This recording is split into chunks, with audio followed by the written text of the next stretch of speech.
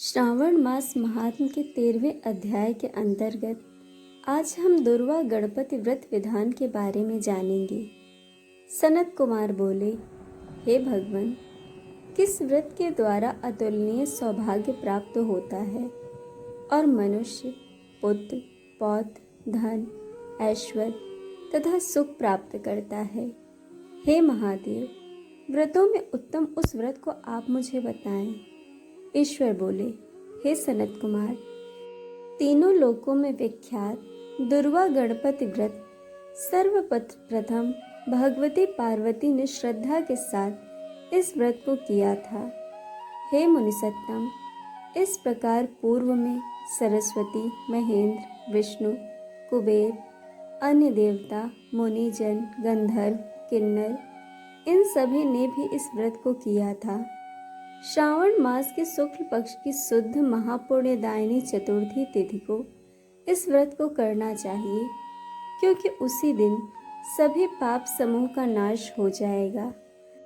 चतुर्थी के दिन स्वर्ण पीठासीन स्थित एक दंत गजानन विघ्नेश की स्वर्णमय प्रतिमा बनाकर उसके आधार पर स्वर्णमय दुर्वा को व्यवस्थित करने के पश्चात विघ्नेश्वर को रक्त वस्त्र से वेष्टित ताम्रमय पात्र के ऊपर रखकर सर्वतोभद्र मंडल में रक्त पुष्पों से अपामार्ग, शमी, दुर्वा, तुलसी, बेलपत्र, इन 5 पत्रों से अन्य उपलब्धित सुगंधित पुष्पों से, सुगंधित द्रव्यों से, फलों से तथा मोदकों से उनकी पूजा करनी चाहिए और इसके बाद उन्हें उपहार अर्पित करना चाहिए। इस प्रकार अनेक उपचारों से भी गिरजा पुत्र विघ्नेश की पूजा करनी चाहिए। इस प्रकार कहें, स्वर्ण निर्मित इस प्रतिमा में मैं विघ्नेश का आवाहन करता हूँ। कृपा निधि पधारें।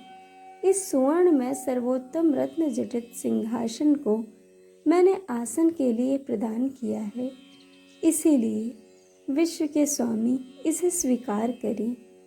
हे सुरश्रेष्ठ, मैंने भक्ति के साथ आपको रक्त चंदन से मिश्रित अक्षत अर्पित किया है।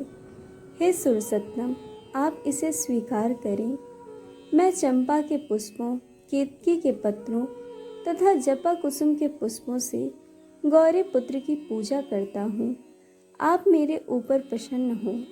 सभी लोगों पर अनुग्रह करने तथा दानवों का वध करने के लिए स्कंद गुरु के रूप में अवतार ग्रहण करने वाले, आप प्रसन्नता पूर्वक यह धूप लीजिए।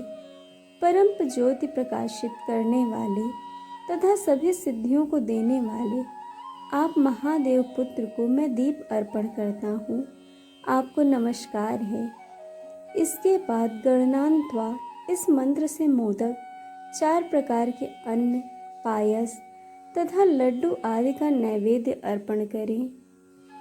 मैं आपकी मुख शुद्धि के लिए आदर पूर्वक कपूर, इलायची तथा नागवल्ली के दल से युक्त तांबूल आपको प्रदान करता हूँ। हिरण्यगर्भ के गर्भ में स्थित अग्नि के सुवर्ण बीज को मैं दक्षिण रूप में आपको प्रदान करता हूँ, अतः आप मुझे शांति प्रदान कीजिए। हे गणेश्वर, हे गणाध्यक्ष, हे गौरी पुत्र, हे गजानन, हे इभानन, आपकी कृपा से मेरा व्रत पूर्ण हो। इस प्रकार अपने सामर्थ्य अनुसार विघ्नेश का विधिवत पूजन कर उपस्कर निवेदित सामग्री सहित गणाध्यक्ष को आचार्य के लिए अर्पण कर देना चाहिए। उनसे प्रार्थना करें, हे भगवान, हे ब्राह्मण, दक्षिणा सहित गणराज की मूर्ति को आप ग्रहण कीजिए। आपके वचन से मेरा यह व्रत आज पूर्णता को प्राप्त हो। जो मनुष्य 5 वर्ष तक इस प्रकार व्रत के उद्यापन करता है, वह वांछित मनोरथों को प्राप्त करता है और देहांत के बाद शिवलोक को जाता है। अर्थात 3 वर्ष तक जो इस व्रत को करता है, वह सभी सिद्धियां प्राप्त करता है। जो व्यक्ति उद्यापन के बिना ही उस उत्तम व्रत को करता है, विधि के अनुसार भी उसका जो कुछ किया होता है, वह सब निष्फल हो जाता है। अब उद्यापन विधि बिताई जाती है। उद्यापन के दिन प्रातः काल तिलों से स्नान करें। उसके बाद व्यक्ति एक पल या आधा पल या उसके भी आधे पल के स्वर्ण की गणपति प्रतिमा बनाकर पंचगव्य से स्नान कराकर भक्ति तथा श्रद्धा के साथ इन 10 नाम मंत्रों से दुर्वा दलों से संपर्क पूजन करें। हे गणाधीश, हे उमापुत, हे अग्नाशन, हे विनायक, हे ईशपुत, हे सर्वसिद्ध प्रदायक, हे एकदन, हे इभवक्त, हे मूसक वाहन, आपको नमस्कार है। आप कुमार गुरु को नमस्कार है। इन नाम पदों से पृथक पृथक पूजन करें। पहले दिन अधिवासन करके प्रातः काल ग्रह होम करके दुर्वा दलों तथा मोदकों से होम करना चाहिए।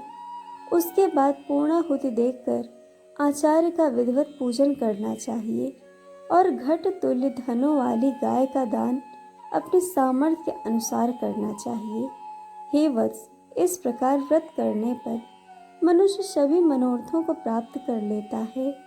हे सनत कुमार, अपने प्रिय पुत्र गणेश के व्रत करने से संतुष्ट होकर मैं उस मनुष्य को पृथ्वी पर सभी सुख प्रदान करके अंत में उसे सद्गति देता हूँ। जैसे दुर्वा अपनी शाखा प्रशाखाओं के द्वारा वृद्धि को प्राप्त होती है, उसी प्रकार उस मनुष्य को पुत्र पौत्र आदि संतति निरंतर बढ़ती रहती है।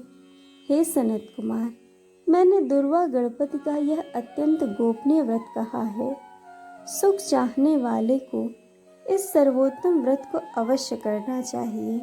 इस प्रकार श्री स्कंद पुराण के अंतर्गत ईश्वर सनत कुमार संवाद में श्रावण मास महात्म्य में दुर्वा गणपति व्रत कथन नामक 13वां अध्याय पूर्ण हुआ। दोस्तों, आपको कथा कैसी लगी यह हमें कमेंट करके ज़रूर बताइएगा और चैनल को सब्सक्राइब, वीडियो को लाइक शेयर करना बिल्कुल मत भूलिएगा। वीडियो देखने के लिए आप सभी का बहुत बहुत धन्यवाद। जल्द मिलेंगे इसके अगले अध्याय के साथ।